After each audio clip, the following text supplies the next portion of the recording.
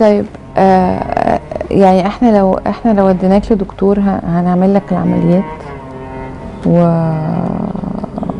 ولو عايز بره مصر برضو ممكن بره مصر، مفيش مشكلة.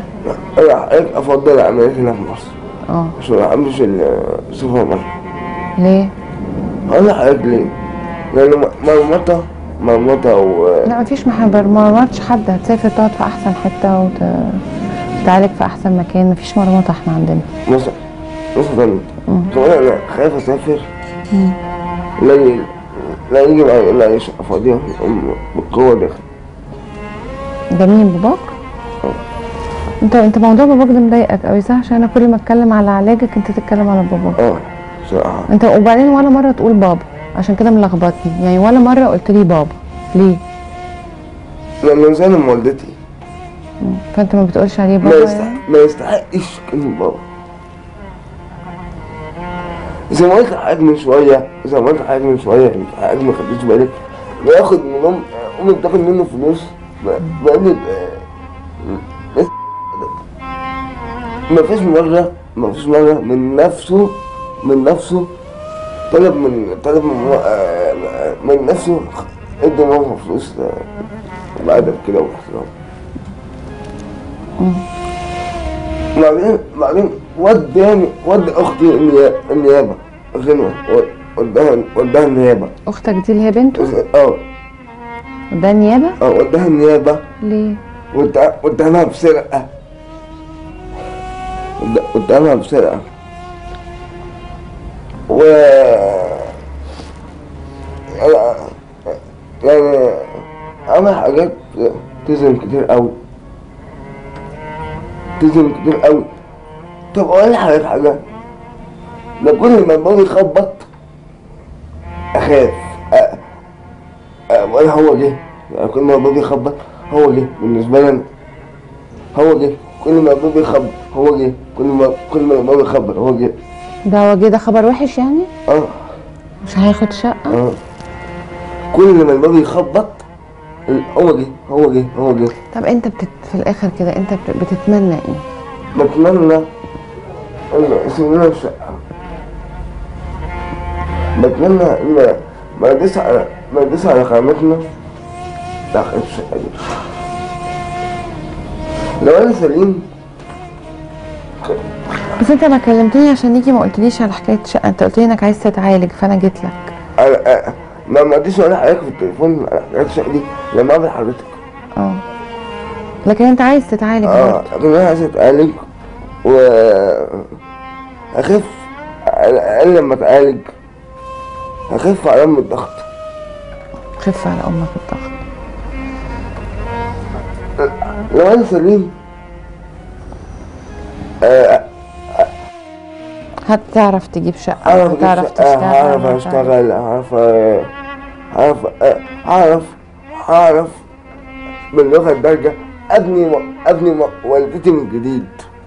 عشان والدتي كده اتظلمت، والدتي كده اتهددت كتير قوي على حكاية الشقة دي، على حكاية هتطردي من الشقة، لو ما نزلتيش هاخد الواد منك.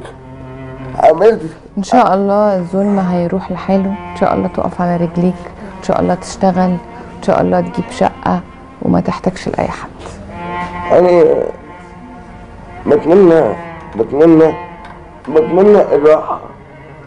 تتمنى الراحة؟ على الأقل كان فكر يجيب لنا عربية. لو أنا سليم كان ساب لي الشقة. مش عارف انت مش عارف تتصرف. مش عارف اتصرف.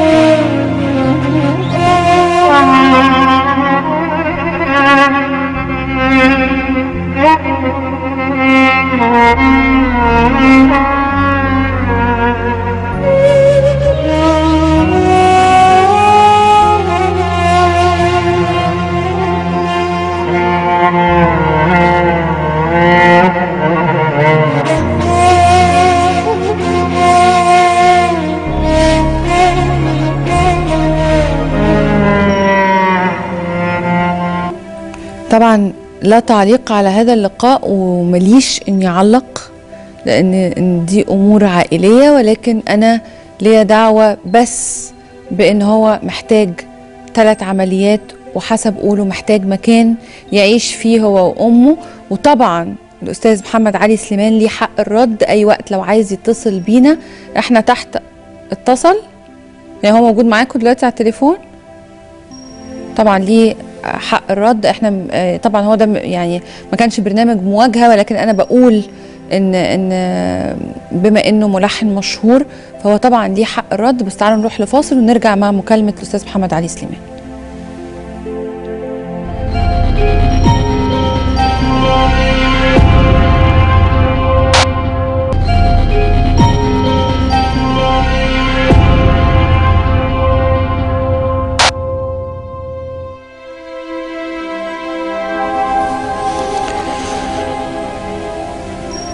معانا يا جماعه مكالمه الاستاذ محمد علي سليمان. استاذ محمد اتفضل. مساء الخير. مساء النور استاذ محمد. استاذ ريهام، انا بحترمك قوي وبحترم القائمين على قناه النهار، وحضرتك جديره بهذا الاحترام واكثر. ربنا يخليك.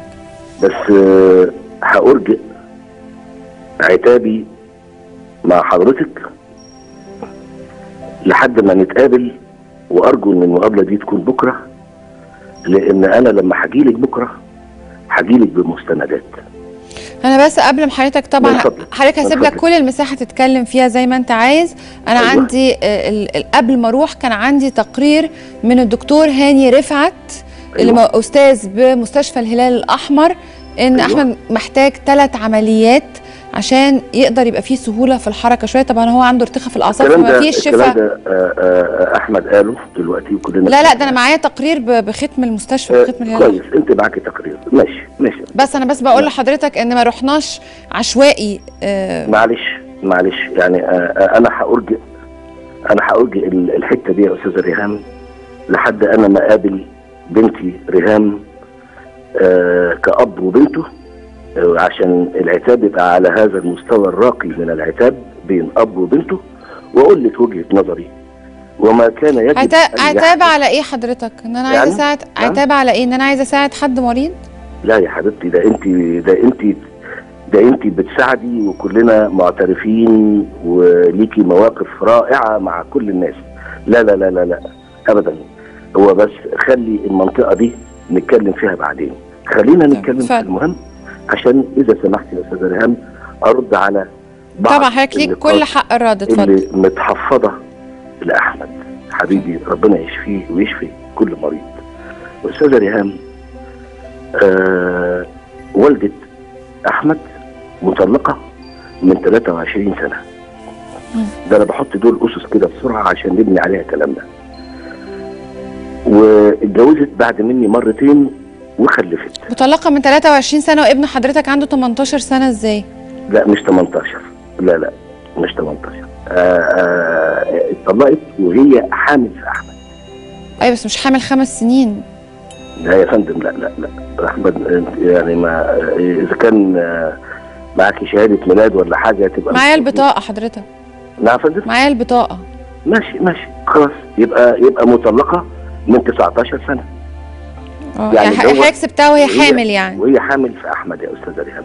دي نقطه اعتقد انها يعني التاريخ ممكن يكون واقع مني ولا حاجه، انما الجدير بالذكر انه السيده والده احمد مطلقه من 19 سنه وهي حامل في احمد، واتجوزت بعد مني مرتين وخلفت، وربنا يخليه لها، واتطلقت للثالث مره، واتجوزت وحاليا متجوزه، والكلام ده مش باين في البيت. واللي اهم من كده ان فيما يخص احمد، هو ده اللي يهمنا يا استاذ ريهام، وده اللي يهمك، انا عارف ان ده اللي يهمك بالظبط. فيما يخص احمد منذ ولادته. عايز اسالك سؤال يا استاذ ريهام، انت محتاجه مني اني احلف؟ لا حضرتك على فكره اللقاء ده مش عشان نطلع نقول ان حضرتك اب كويس اب وحش، لان معلش، انا مش لا انا لا اللي لا بقيم لا ومش انا لا اللي بحاسب، لا ده هو أستاذة ريهام، ربنا. انا بحترم كلامك قوي وبحترم انا رايحه مواقفك. اعالج حاله ما كانش معلش، ينفع اطلعها على ده التلفزيون اللي واقول حصل ده انها حاله تشهير بسيطه. وتشهير غير في محله، مش في محله اطلاقا، وفي ظلم بين. لانه لو حضرتك اديتيني 1 على 10 من الوقت حضرتك اتكلم زي ما حضرتك عايز. انا هكون شاكر فضلك. اتفضل. لو حضرتك اديتيني الوقت ده، اتفضل. اديني 1 على 10 بس. لا حضرتك عندك لغايه اخر الحلقه، اتفضل. ربنا يخليك يا استاذه ريهام. من يوم ولاده احمد يا استاذه ريهام وانا براعي احمد طبيا. احمد مرضيا عنده حاجه اسمها سيريبرال بولسي. انا مذاكر، اكاد اكون خلاص بقيت طبيب في هذا المرض، يعني لانه انا مارست مع كل الاطباء اللي في مصر، وعندي ما يثبت ده بتسجيلات الفيديو وايصالات المستشفيات. وجدير بالذكر يا استاذه ريهام انه انا دخلت على وزير الماليه السابق اللي هو اسمه ايه ده، اللي عنده مشكله وهربان بره، ده اسمه ايه؟ المهم وزير الماليه السابق اللي عنده قصدك على مين؟ وهربان بره ده. دخلت على حضرتك قصدك على السيد بطرس غالي ولا؟ نعم يا فندم. حضرتك قصدك على استاذ بطرس غالي؟ ايه مين؟ بطرس غالي. استاذ سياده الوزير بطرس غالي. معلش انا بحترم كل الناس حتى لو كانوا مدانين. انا حتى عملت مداخله، انا قلت لحضرتك معلش بفكرك بان انا عندي تسجيلات فيديو وايصالات من كافه المستشفيات، بدايه من العجوزه، الجيش الكريم بتاعنا اللي بيتهان دلوقتي. الجيش عامل مستشفيات وعامل وحدات للعلاج الطبيعي وعامل حاجات جميله جدا في الدنيا بنستفيد منها برسوم كنت بدفعها اقل ما كنت بدفع في المقاولين العرب ومستشفيات اخرى الحقيقه، يعني لان انا حبيت انوع اماكن العلاج عشان احصل على افضل علاج ممكن لاحمد. لان احمد يا استاذه الرأي الطبي العالمي، وانا معايا تقرير طبي من الدكتور جون ويلسون الانجليزي لما عرضت احمد عليه اداني تقرير، والتقرير ده معايا وهجيبه مع حضرتك بكره، انه هذا المرض حتى الان لا علاج له سوى العلاج الطبيعي. لان احمد عنده ضمور في خلايا المخ نتيجه ان جدته حطته في السطح تحت طبليه بلاستيك في عز الحر، عمل له درجه حراره مرتفعه جدا. اقسم بحق جلال الله هي اللي حكت لي بنفسها هذا الموضوع عشان تحسسني بهي عملت فيا ايه. هي اللي حطته في طبليه تحت طبليه بلاستيك، درجه الحراره في اغسطس خلت الولد دماغه سخنت جدا، حصل ضمور في خلايا المخ، زائد ان كان فيه مشاكل ما عند ولادته احتاجت لنقل دم.